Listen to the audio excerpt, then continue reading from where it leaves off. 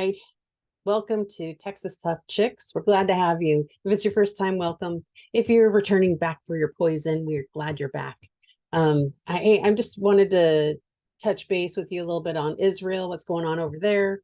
I know a lot of Americans are thinking about that. And yes, Viv is ditching out on me today again to do some acting, but she'll be back real soon. Anyway, so just kind of going back to October 7th, like most of you, I was like, I was home that day for whatever reason. I was home and I had the news on and it came on that Israel had been attacked. And just, it's like in background, oh, that's just crazy. I was like texting people, wow, did you hear this? And, just kind of like the Ukraine thing. You just kind of like, it's going on, but doesn't affect you. Fast forward, I had it in the background and I was just doing, I think I was checking in emails or something, just had it in the background. And all of a sudden they came out with the reports of the babies and then they said these babies had been decapitated. And, it's like most things like in your head, like you just, you hear them, you're like, oh, that's weird. That's horrible. Like kind of stop and it just kind of rattles around in there, but it doesn't really hit anything, doesn't hit any nerves or anything. And so I'm like, just kind of like in this weird fog. And I'm walking down my hallway and I'm heading to my bedroom. And I mean, it hit me like it hit me like I don't even know how to explain it. I hit my knees and I was sobbing. I thought it was just so hideous to think about that. It just hideous when the details are coming out. Well, pretty quickly after that, it hit me too that we do this in America daily. Like, we do it multiple times a day. When there's a baby that's over 11 weeks old, it comes out in peace. There was just so many other things that were coming out. It just like, I just got to the point where, I mean, like for 2 weeks, I was in a fog. I was crying every single, I mean, I'm tearing up right now. I was crying every single day. I'm not kidding. I was a mess. I told my husband, I don't think I can watch this anymore, but I felt kind of guilty not to watch it because kind of like abortion, people don't want to know anything about it. They don't want to know that babies come out in pieces. They don't want to know that that happens. So they don't have to deal with it. They don't have to have an opinion on it. They can just be, idiots and not think about it. And so I didn't want to be that one of those. I didn't want to just like, no, I'm not going to watch the news because it's too hard to watch it. But yet, on the other hand, I was just being really affected by it because I just couldn't even imagine that we live in a day and time where people could be that barbaric. Like, I really had to think about that. Like, how do you get a person to that point? And I really came down to you have to be mentally unstable. Like, you have to first of all be mentally unstable to do multiple rapes, like like there's certain things that a human could kill another human and not multiple times, not watching it, not laughing about it. That's a mental instability. Like they have to be mentally unstable.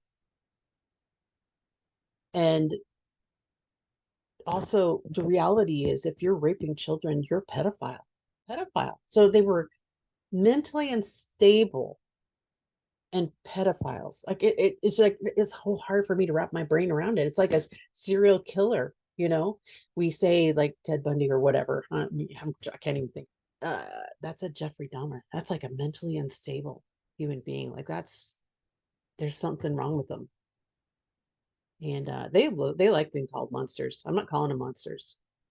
They're like mentally wrong. They're mentally deficient, basically, and pedophiles. So yeah, it's been really rough, but this is the thing that's driving me crazy too. Americans, we're like ADD. We're just like, whoop, squirrel. Time for Thanksgiving. Woohoo! I just love my turkey and just don't care about anyone. But their leaders are saying in the same breath as Israel, they're saying America. They're saying Israel and America, Israel and America. And yet we're just like oblivious. But I mean, we need to start thinking about this. Like they're coming for us. They are coming for us. And we're weak. We're so wimpy. Like our leaders are weak. And bless his heart, Joe Biden, you're old and you are weak. You hardly look like you're awake most of the time. So this affects us. We need to take this serious. When we see these things, we need to stand strong behind Israel. We need to stand super strong behind them because we're next. Let's talk about the Red Cross. Okay. Okay, I know they're going, I know they're brave. I know they're going in, they're getting those hostages and they're getting them to where they need to be. I mean, they have no choice at this point. Honestly, they've lost so much credibility because they said, oh, I saw these interviews with them. Oh, well, we can't force our way in. We can't force our way. No, but what you can do, you can have press conferences. You can put pressure on them on your side to the world. You could say to the world, we have requested to go in and check the health of those hostages, but they have refused to let us. That's what you could have done.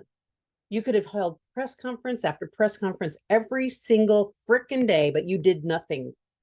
You sent some blonde chick to do interviews that just kept saying, oh, well, we can't force our way in. We can't force our way in. Well, yeah, duh.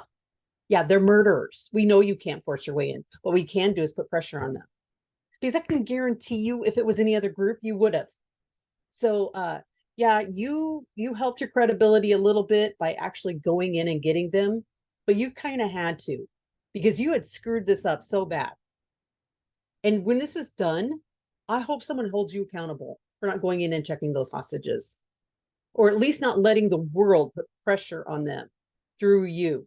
And can we just stop with the stupid BS of two-state solution? Okay, the reason why that is never going to work is because the Palestinians do not want it. They say they don't want it. What do you think the river to the sea means? Stop. It's a madness to keep this up and keep saying this. Like I said, President, bless your heart. You really don't understand this? You've got to understand this. Who doesn't understand this? They do not want a two-state solution. So stop with this. It's time. It's time to get brave. It's time to start speaking out against this baloney. It's time to get Texas tough.